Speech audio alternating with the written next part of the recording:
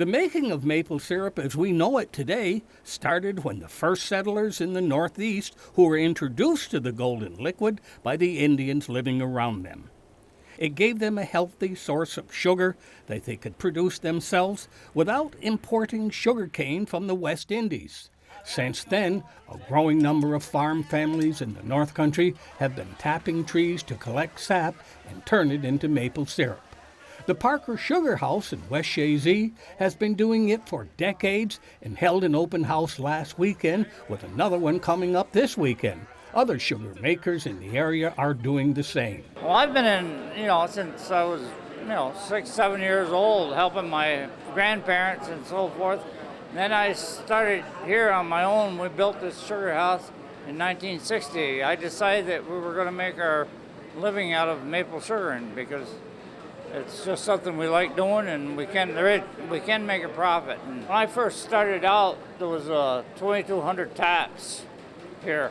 My father had it, and when I took over, I jumped it up to 3,500, and then I had 8,000 buckets at one time.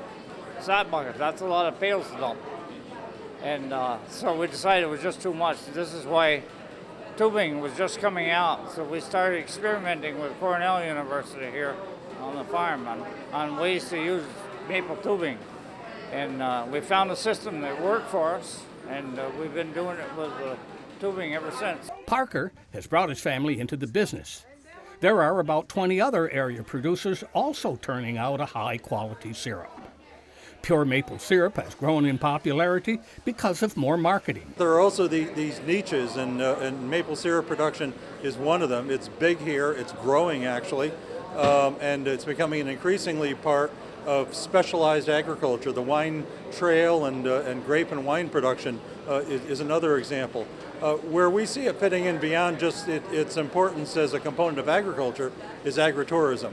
The Chamber's Destination Master Plan several years ago identified the development of agritourism as one of the greatest opportunities to get more value out of tourism, to have more reasons for people to stop here and go to the farm stores and visit the orchards, or at times like this, visit the sugar houses. Technical advances in sugaring have made big strides. While some of the new technology is expensive, it is also cost productive.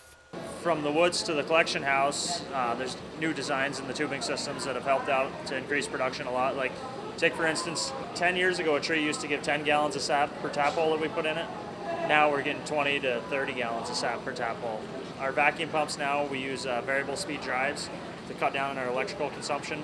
An unusually long, cold winter this year delayed sugar making for about 3 weeks. But the sugar makers say that's no problem. They can make that time up. High in the Adirondacks, at the Cornell Maple Sugar Research Field Station in Lake Placid, sub-zero freezing temperatures are keeping the sap bottled up in the trees and not flowing yet. Even though we haven't had any syrup yet here in the mountains, if we have a nice April with temperatures in the 40s and 50s during the day and freezing at night, we'll still have a great year. The prolonged cold winter could have a positive effect on the syrup, Farrell said. It could produce a higher sugar content, making it a sweeter syrup. New technology is bringing the outdoors operation of sugaring directly into the operator's hands wherever he is. This is our remote monitoring system for our vacuum lines to collect sap. We have 30 of these sensors out in our sugar bush, strategically placed so that we know what the vacuum levels are within our 50-mile tubing system. It's telling us exactly what the vacuum levels are and also what the temperatures are as well. It's got a thermometer in here as well. And you read that where?